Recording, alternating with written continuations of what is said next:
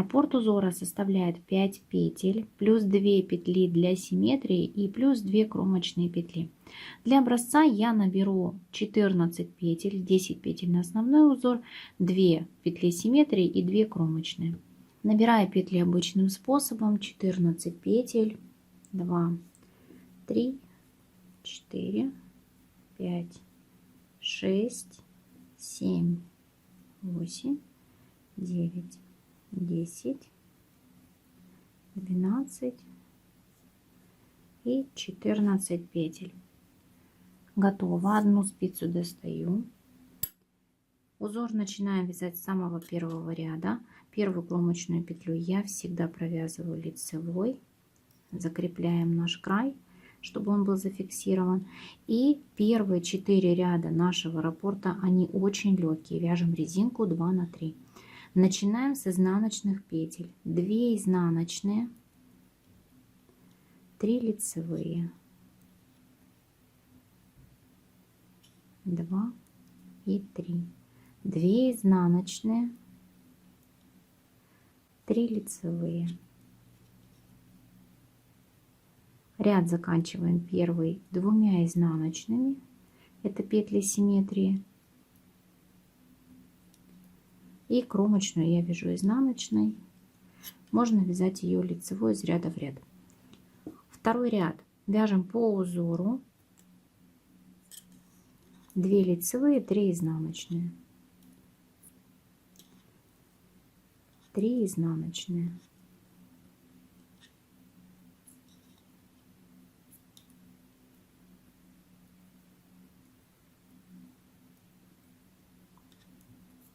заканчиваем ряд 2 лицевыми петлями, кромочная, изнаночная.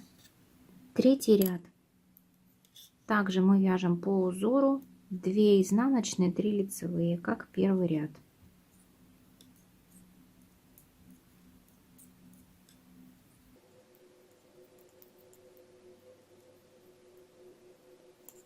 Четвертый ряд такой же простой, по узору: 2 лицевые, 3 изнаночные.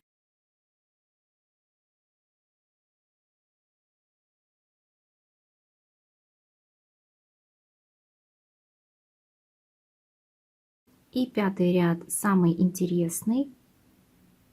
Кромочную петлю мы снимаем, вяжем 2 изнаночные петли, делаем накид.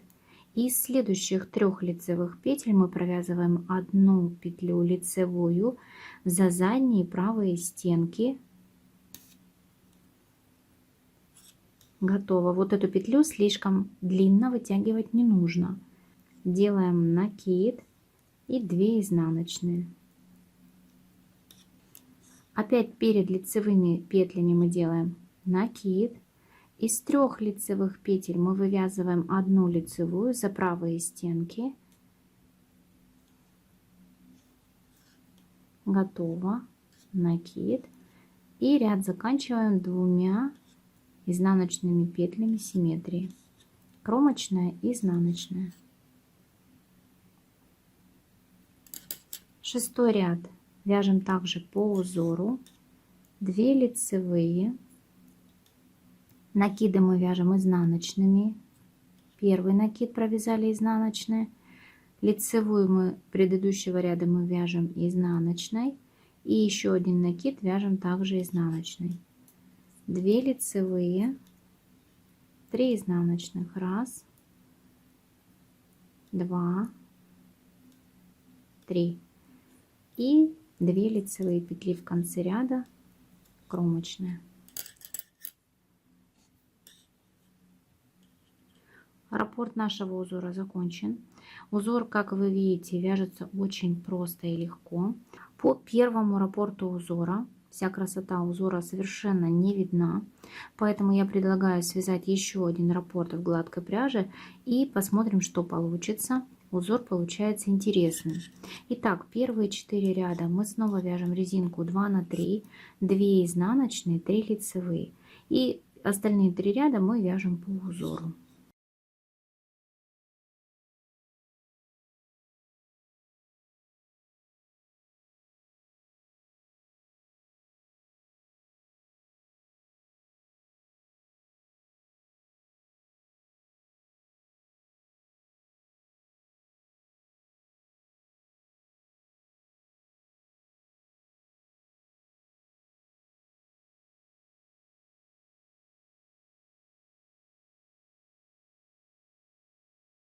Все, первые 4 ряда нашего раппорта я провязала. Сейчас вяжем ажурный 5-й ряд. Напомню, как его вязать. Итак, кромочную мы снимаем. Первые 2 изнаночные петли, накид. Из 3 петель за правые стенки мы вывязываем 1 лицевую, не слишком ее вытягивая.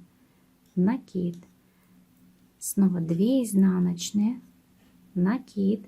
Из 3 лицевых мы вяжем 1 лицевую, накид и 2 петли симметрии изнаночные, кромочная, изнаночный.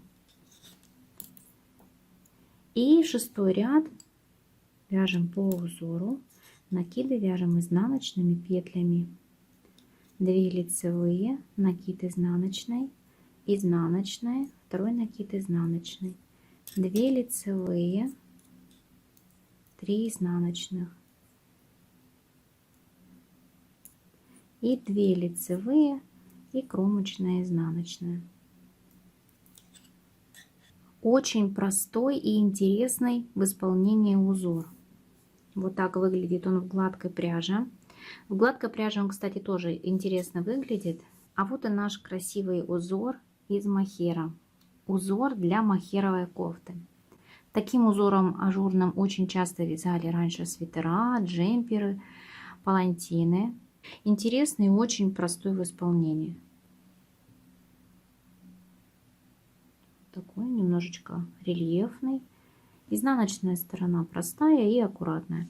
Этот образец я вязала из пряжи, здесь примерно 700-750 метров на 100 граммов. И взяла спицы 2,5 миллиметра, чтобы узор был такой немножечко поплотнее. И узор смотрелся более четко. Еще такой узор я нашла под названием колокольчики. Это уже современное издание. В нерастянутом виде узор тоже интересный. Он получается такой воздушный, объемный. Поэтому, если вам нравятся именно вот такие воздушные узоры, то узор вам обязательно понравится. Не забывайте поставить лайк этому видео и подписаться на мой канал. И до встречи в новых интересных видео. Пока!